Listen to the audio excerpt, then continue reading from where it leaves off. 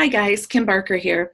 Today I would like to tell you about 5 books that I have just read that have just completely blown me away.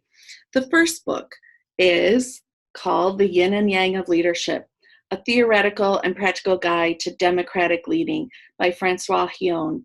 I can't say enough about this book. I only give you the books that I love, that I share with you.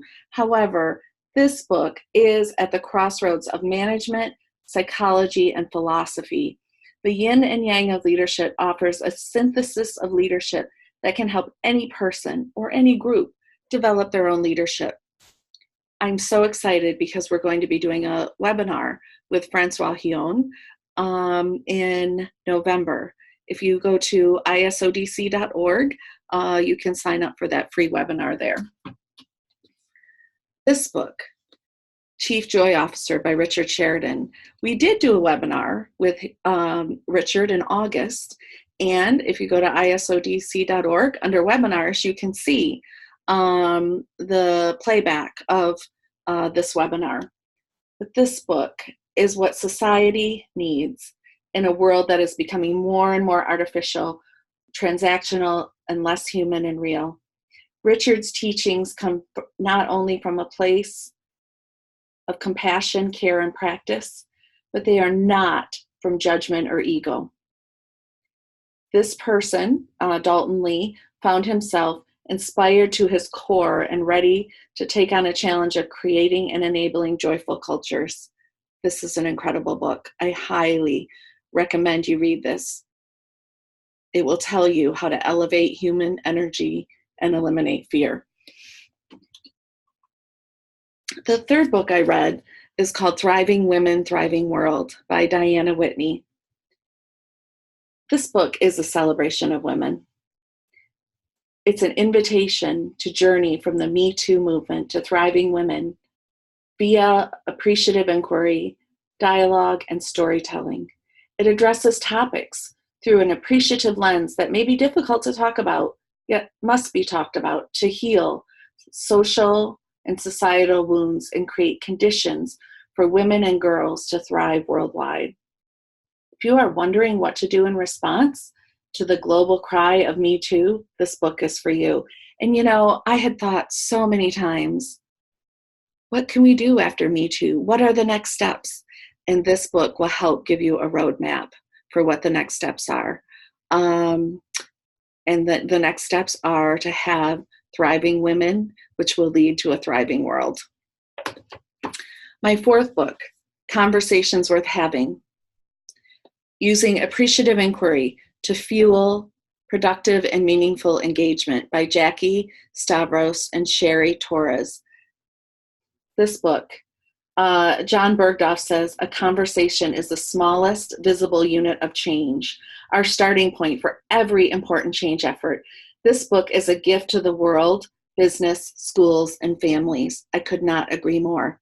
This book talks about the ratio of having your conversations be 6-to-1, 6 positive to 1 negative. If you keep that ratio, you can discuss almost anything with anybody.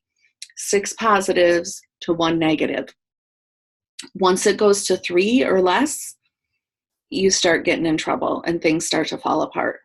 It gives you so many suggestions on how to ask questions that will lead people to come out and share more. They're not yes or no answers.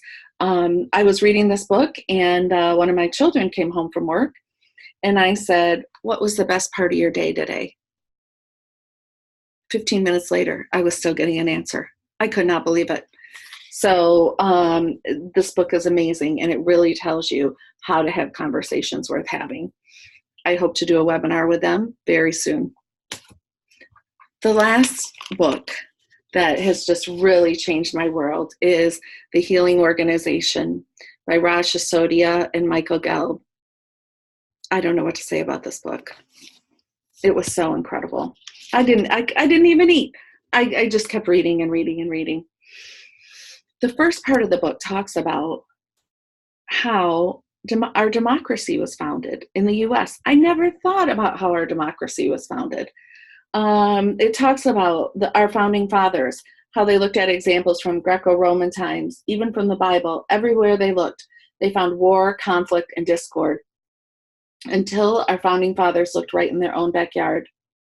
They found a functional, democratic, decentralized governing system called the Great Law of Peace. This had been put into effect by an alliance formed by 5, later 6, American Indian tribes in the Great Lakes region, present-day New York, northern Pennsylvania, and eastern Ontario. The Iroquois Confederacy was a sophisticated system that had worked well to reduce conflict and promote collective well-being since its establishment in the late 16th century between tribes that shared the Iroquois language. The Great Law of Peace protected freedom of speech, freedom of worship, the rights of women. The tribes instituted 3 branches of government, including 2 houses and a grand council, and originated the notion of the separation of powers and checks and balances across different institutions. It's crazy. They say imitation is the best form of flattery. So I guess we took more from the Indians than their land, right? And their lives somewhat. So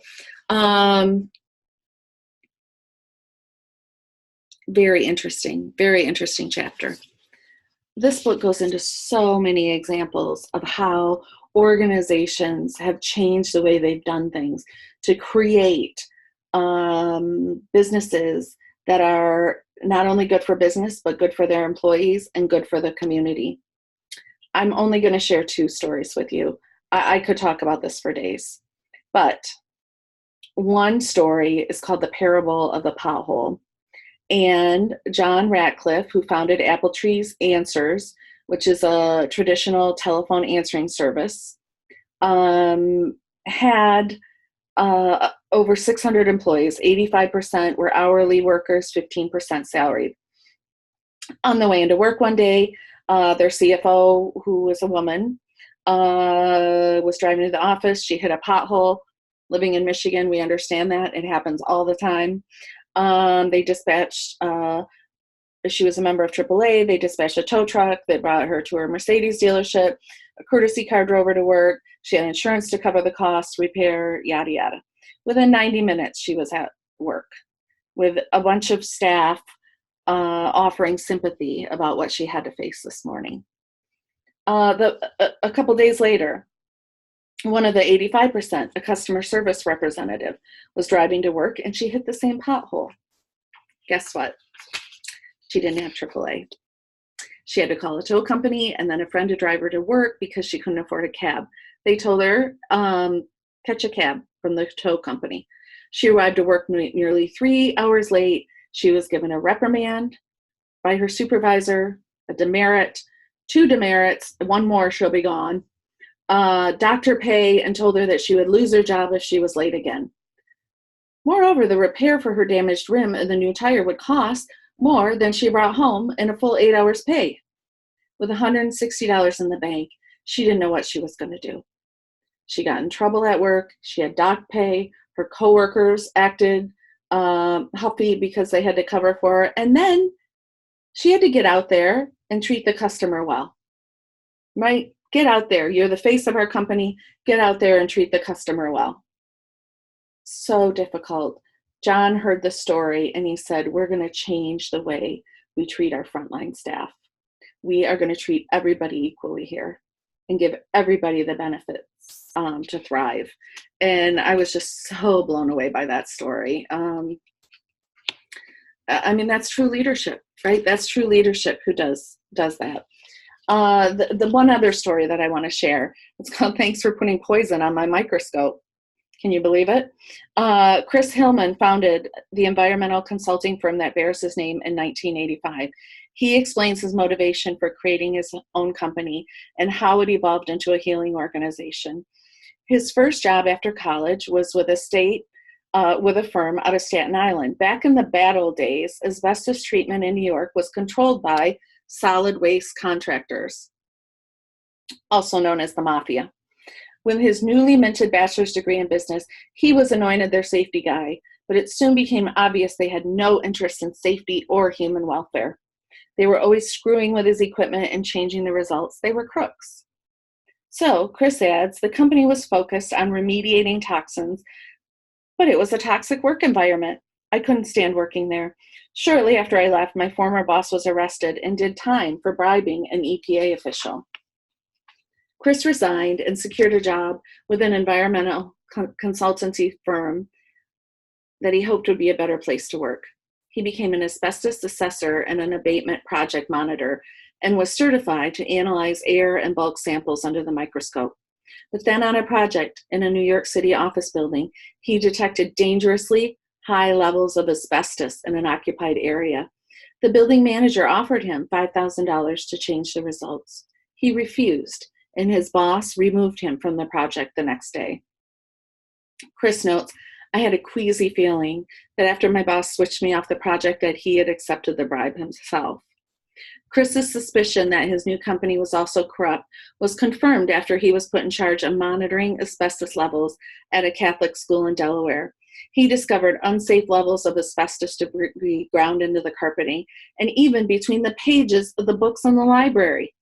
Chris reported these findings to his boss and then overheard the boss talking to a representative of the school and telling him it was just dust and debris and it was not asbestos. I couldn't believe it. How could anyone be willing to put others, especially school children, at risk for mesothelioma and many other deadly ailments in order to just make an extra few bucks? Chris went into another office and called the school authorities with the truth. He gave notice, but during his 2 weeks before he left, he was asked to analyze lab samples. As he was leaning over to examine a sample under the microscope, he noticed just in time that dispersion fluid, a dangerous irritant, had been rubbed on 2 oculars, presumably to hurt him. Chris walked out and never looked back. He started his own business. In the first year, he billed $360,000. Second year, $1.9 million. Third year, $3.2 million. Then he built a business on integrity and trust.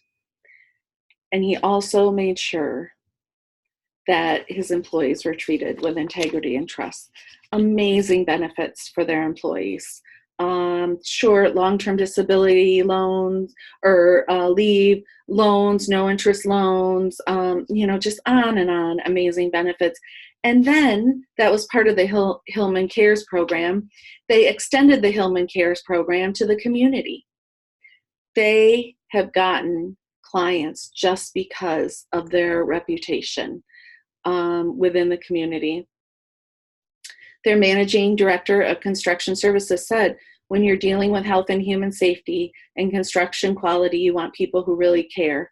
The low-cost providers in this space don't have caring, committed teams. They have a one-off, short-term approach. Clients recognize that in the long term, they will save money by working with us. So incredible. Why can we not have healing organizations in our world that are good for business, good for employees, and good for the community? This is what we need. HR, this is your charge to create healing organizations and leaders at all levels. This is what we need to be doing, creating healing organizations in our world. I beg you, please get a copy of any of these books today, but especially this book. We need to make this a movement, and I believe we can. Thank you.